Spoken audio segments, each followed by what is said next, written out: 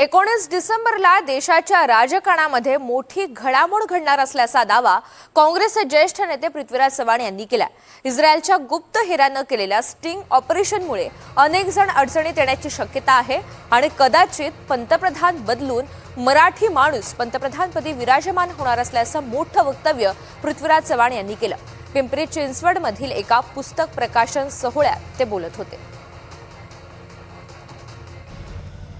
उद्या काय काय घडेल मला माहित नाही। जगात बरंच काही चाललेलं आहे। मध्यंतरी मी एक छोटासा ट्विट केला, खूप गाजला। मी म्हटलं की कदाचित महिनाभरात मराठी माणूस भारताचा पंतप्रधान होईल। करारला बोललो मी, अनेकांचे फोन आले, विचारले याचा अर्थ काय, कसं काय। कोण म्हटलं की तुम्ही होणार का, कारण कोणाला त्याची पार्श्वभूमी माहित नव्हती। आता मराठी माणूस पंतप्रधान व्हायचं झालं तर आत्ता बसला माणूस त्याला बाजूला गेलं पाहिजे।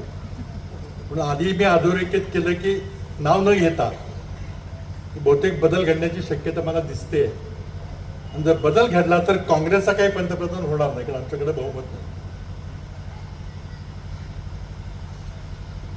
तर मग होणार हीच लोक, पण त्यांचा मग कोणताही दुसरा माणूस होईल, कदाचित मराठी माणूस होईल असा माझा संदर्भ होता। माझा इशारा होता 19 डिसेंबरला विविध प्रासादामध्ये, मोठ्या मोठ्या किल्ल्यामध्ये, बंगल्यामध्ये सगळे कॅमेरे ठेवून, व्हिडिओ करून सगळ्या बड्या बड्या मोठ्या लोकांची छायाचित्रण केलेली आहेत। ती सगळी छायाचित्रणं, ते सगळे फोटोग्राफ अमेरिकन संसद कायदा करून एका महिन्याच्या आत म्हणजे 19 डिसेंबरला जाहीर करणार। दरम्यान एनडीटीव्ही मराठीच्या कॉन्क्लेव्हमध्ये मुख्यमंत्री देवेंद्र फडणवीस यांना पंतप्रधान पदाच्या उमेदवारीबद्दल प्रश्न विचारला असता त्यांनी नेमकं काय उत्तर दिले पाहूयात। पृथ्वीराज चव्हाण म्हणाले की मराठी माणूस पंतप्रधान बनणार म्हणून हा मी प्रश्न विचारत नाहीये। तर जे कोणी आता बीजेपी मधले महत्त्वाचे नेते आहेत त्या 2-3 नेत्यांमध्ये तुमचं नाव घेतलं जातं आणि ज्या ज्या वेळेला मोदींचा उत्तराधिकारी कोण हा प्रश्न येतो त्या देवेंद्र फडणवीसांचं नाव येतं। असं काही तुमच्या मनात आहे का की त्या दृष्टीने काही पावलं पडतायत? पहिल्यांदा तुम्हाला सांगतो, बाप जिवंत असताना उत्तराधिकारी शोधणारी आपली संस्कृती नाही, ही मुघलांची संस्कृती। मुघल हे करायचे, आपण हे करत नाही। दुसरी गोष्ट अशी आहे की आत्ता मोदीजींचा उत्तराधिकारी शोधण्याचं कारण याकरता नाही, देशाला अतिशय चांगल्या पद्धतीनं मोदीजी लीड करतायत। आज जागतिक नेतृत्व भारताने तयार केलं आहे।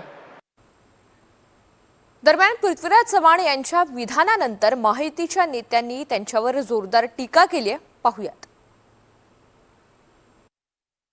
एवढ्या वरिष्ठ नेत्याने, माजी मुख्यमंत्र्याने इतकं बालिश विधान करावं, ज्यांचं स्वतः कराडमध्ये राजकीय बूड स्थिर नाही, ज्यांना कराडमधल्या जनतेला आणि जनतेतनं कोणी विचारत नाही, त्यांनी देशाच्या राजकारणावर आणि पंतप्रधानावर बोलावं, हा मला वाटतं डिसेंबर महिना आहे या वर्षाचा बिगेस्ट जोक म्हणजे पृथ्वीराज चव्हाण। बघा, पृथ्वीराज चव्हाण दर 3 महिन्यांनी ना त्यांचा वेळ जात नसल्यामुळे ते काय स्वतःचे स्वप्न बघतात ना, ती बाहेर लगेच बोलून दाखवतात। ते त्यांचा दाखवायचा प्रयत्न काय, पृथ्वीराज चव्हाण पण राजकारणात आहेत, त्याच्या पलीकडे त्यांचं योगदान काय राजकारणामध्ये, काही नाही, संपलं। पृथ्वीराज चव्हाण साहेब काय म्हणतात, आता सध्या राजकारणामध्ये कोणी दखल घेत नाही, पण मी पण राजकारणामध्ये आहे हे दाखवण्याचा जो त्यांचा प्रयोग असतो दर 3 महिन्यांनी, त्याच्यातला हा एक प्रयोग आहे। चर्चेत राहण्यासाठी विधान आहे 100% हो। नाही तर काय, त्यांना काय कोणी सांगितलंय का? कोणी सांगितलंय? ते सोर्स सांगावा ना, त्यांनी कुठून बातमी मिळाली त्यांना।